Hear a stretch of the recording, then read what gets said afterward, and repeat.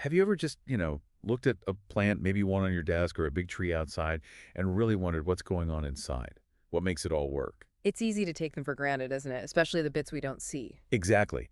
But beneath the soil, inside every stem, every leaf, there's this incredible, uh, really elegant system ticking away. Constantly operating. Right. So today, we're doing a deep dive. We're going to try and get a real handle on the basic building blocks, the structures and processes that let plants grow and, well, survive. And our guide for this is Brian Capon's book, Botany for Gardeners, a really excellent resource. It is. Our mission today is basically to peel back those layers, look at the genius of roots, the architecture of shoots and leaves, and crucially, how it all connects. From the microscopic level right up to what you actually see growing in your garden. And you'll find, I think, that understanding these basics can genuinely make you a better gardener. It's not just theory. Absolutely. What's really fascinating is just how deeply connected that unseen world, the cellular level, is to the plant we see and touch. Whether it's a huge tree or a tiny herb. The principles are fundamentally the same. And the insights are so practical, whether you're just curious or, a serious gardener. Okay, so let's start underground, yeah. With the roots. Often out of sight, out of mind, as they say. Definitely the unsung heroes. But they are just so vital. It's way more than just holding the plant up, isn't it? Oh, much more. They're like these master engineers, constantly exploring the soil, absorbing water and nutrients with incredible efficiency, and often storing energy for later. Like a hidden control center and pantry combined. That's a good way to put it. And plants generally use one of two main strategies down there. First, you've got fibrous roots, sometimes called diffuse roots. Okay, what do those look like? Imagine a really dense, tangled net made of lots of thin, branching roots. They tend to spread out wide, but stay relatively shallow. Ah, okay, like grass roots. Exactly like grass roots. That's why grass is so good at preventing soil erosion. That dense mat holds everything together. And they're fantastic at soaking up surface water and grabbing minerals near the top before they wash away. Makes sense. So what's the other type? That's the taproot system. Think of a carrot or a dandelion. Here, you typically have one, maybe two main roots that grow really fast and plunge straight down deep into the soil. Like an anchor. Precisely. A strong anchor rope going deep. Great for stability in loose soil or windy places, and fantastic for reaching water and minerals that are much deeper down. So different strategies for different conditions. Right. And some plants even use a mix or adapt depending on the soil, but often the basic type, fibrous or tap, is just an inherited trait for that species. And you mentioned storage. That's mainly the taproots. Often, yes. Taproots frequently swell up to store food, like in carrots, beets, turnips. That stored energy is absolutely critical for biennial and perennial plants to survive dormancy and then burst back with new growth in the spring. The scale of these systems is just mind-boggling when you think about it. It really is. There was a study on a single adult rye plant. Get this. They estimated it had about 14 million root segments. 14 million. Yep.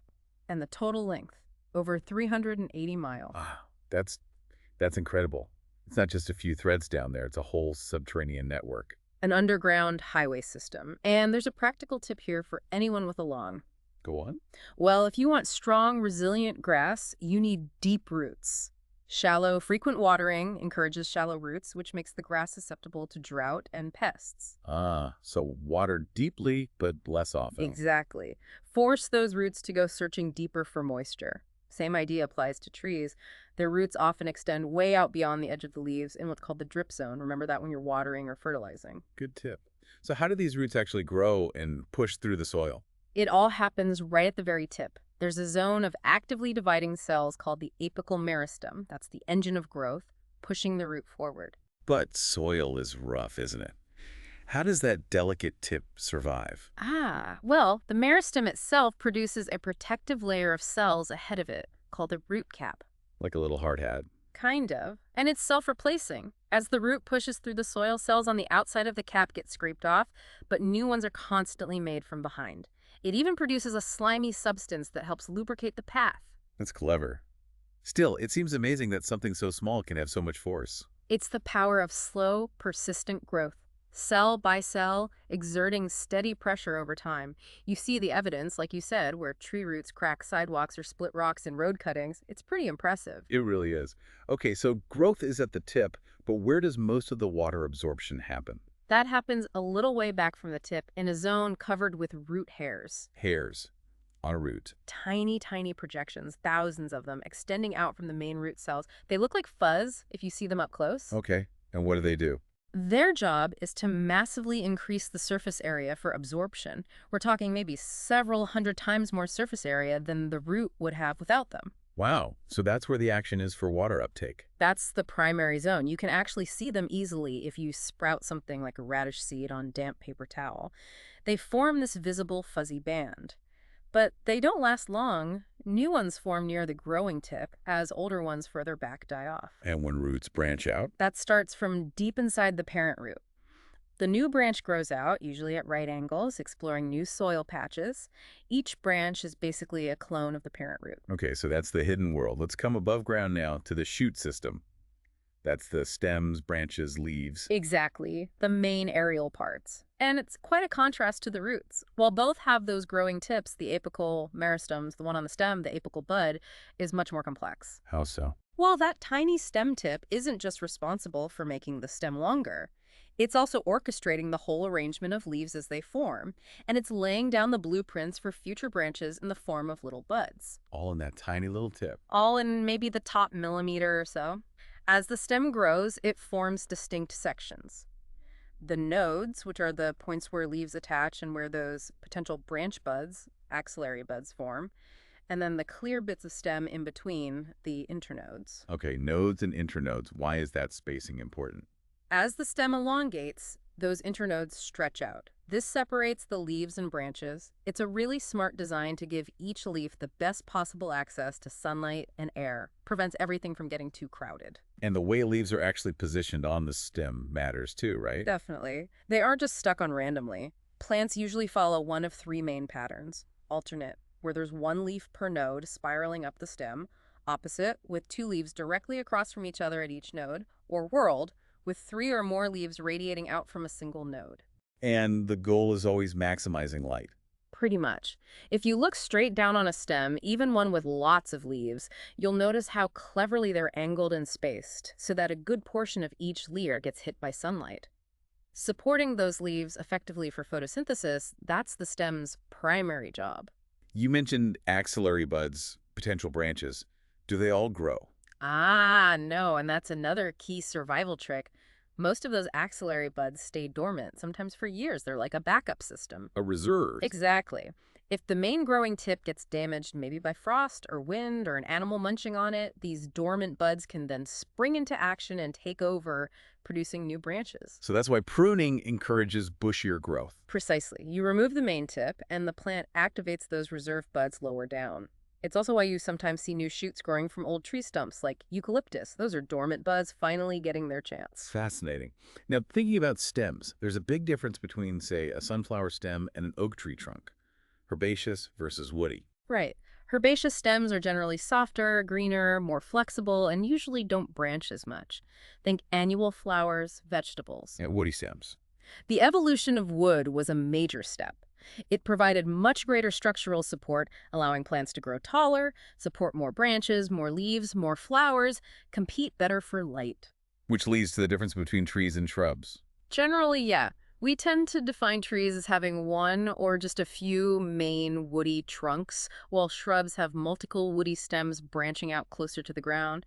But, nature doesn't always fit neatly into boxes. There are plenty of sort of in-between forms. True. But making all that wood must take a lot of energy for the plant, right? It absolutely does. It's a significant investment, diverting resources, sugars, energy that could otherwise have gone into making more roots or flowers or seeds. There's always a trade-off.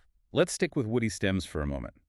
If you look closely at a bare twig in winter, what can you see? It's actually a great time to observe the structure. You can often see the transition point near the tip where it stopped being green and herbaceous and became properly woody, turning brown and harder. And the bark starts there. That's where the protective outer layer, the bark, begins to form. Young bark might be quite smooth, but as the twig ages, the bark gets thicker, it dries out, often cracks into patterns. The outermost layers are dead cork cells that flake off, but they're constantly replaced from a living layer underneath. I've sometimes seen little bumps on young bark. What are those? Ah, good observation. Those aren't damage, they're lenticels.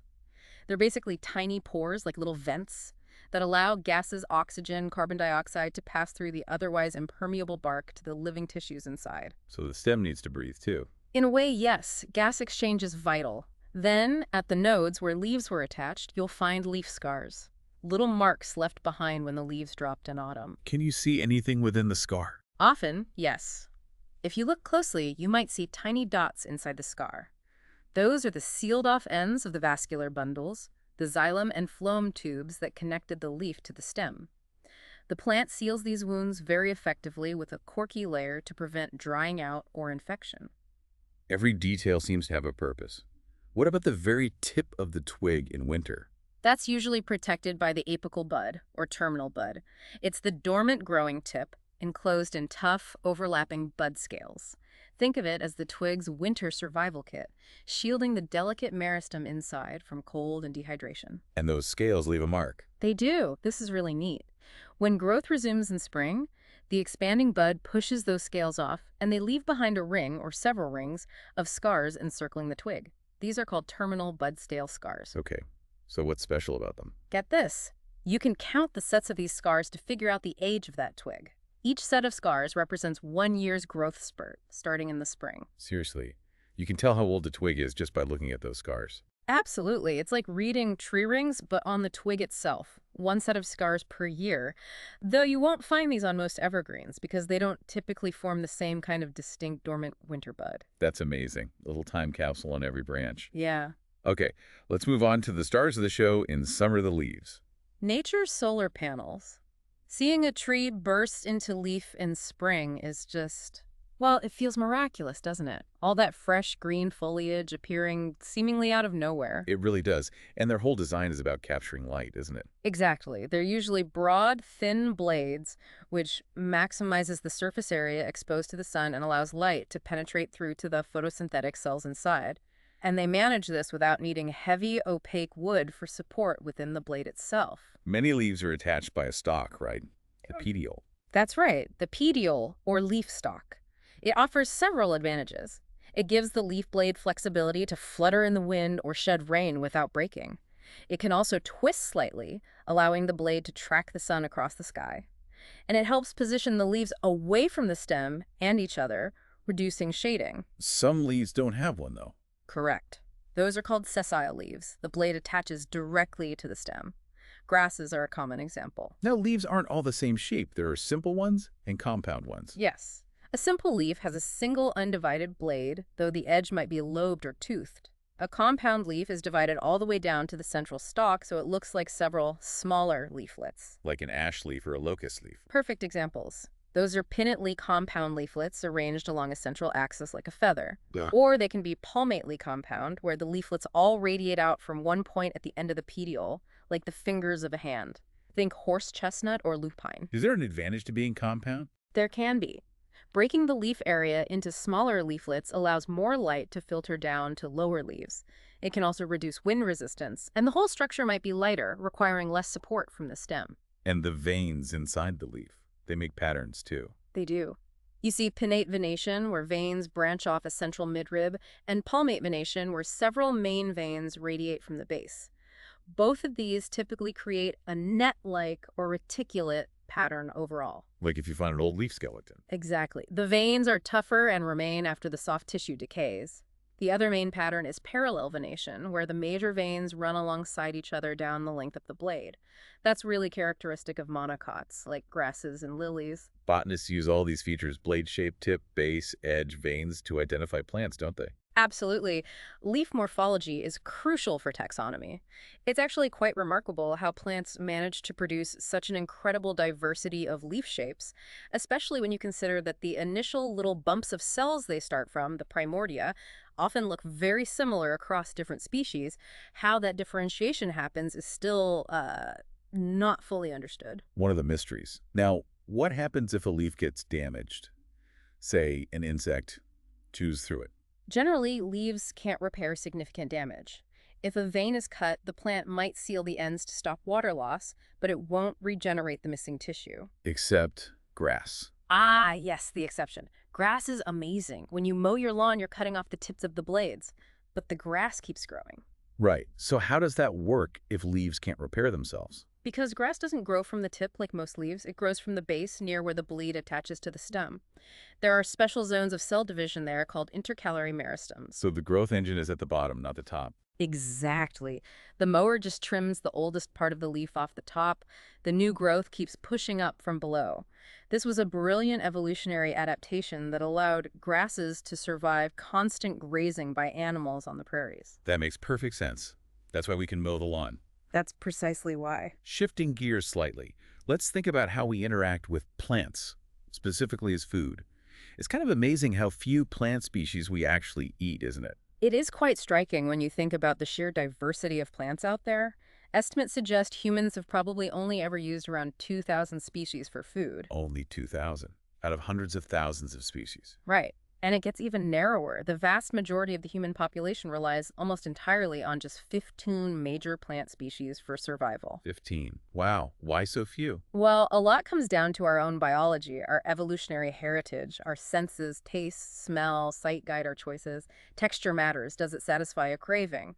But fundamentally, we're limited by our digestive enzymes. Meaning we can't break everything down? Exactly. We can digest carbohydrates, fats, proteins, but we lack the enzymes to break down cellulose, the main component of plant cell walls. It just passes through as fiber or roughage. So, unlike termites or cows. Right. If we could digest cellulose like termites, forests would be on the menu. Or if we had the gut microbes of a cow, we could graze the lawn. But we don't. So our staple foods tend to be things high in easily digestible starch, like grains and root vegetables, or proteins like beans and lentils, plus fruits, nuts, oils, and beverage plants, of course. Our survival is really tied to the specific biology of a very select group of plants. Deeply tied. Which brings us back to the overall organization within the plant itself. As we've seen, plant life is incredibly organized. Not haphazard at all? Not at all. From the systematic way cells divide in the meristems to the precise sequence of events when a seed germinates, it's all highly orchestrated. This specialized construction using different cell types is what we study in plant anatomy. And these different cell types form tissues. Correct. Cells aren't just jumbled together, they're grouped into tissues, where cells work together to perform specific functions much more efficiently than they could alone. We mentioned roots absorbing water, but getting that water up the plant requires specialized tissue called xylem. The plant's plumbing for water. Pretty much, yes. Conducting water and dissolved minerals upwards from the roots. Then there's phloem, which transports the sugars produced during photosynthesis, the plant's food. And that goes both ways. It does. It moves food from the leaves where it's made, down to the roots for storage or use, and also up to growing points, flowers, and fruits. Think of it as the food delivery network. And there are other tissues specialized for storage, for support, for protection. And all these specialized cells start out the same in the meristem. They do. They begin as seemingly identical cells and then differentiate, changing their structure and function. How a cell knows what type of tissue to become is still one of the big, fascinating questions in developmental biology. It's layers upon layers of organization. It really is. You go from atoms, carbon, hydrogen, oxygen, etc., forming molecules like water and sugar and proteins. Those build organelles within the cells. Cells group into tissues. Tissues form organs, roots, stems, leaves, flowers, and all those organs work together as the whole plant, the complete organism. All coordinated. Highly coordinated, all operating under the laws of physics and chemistry.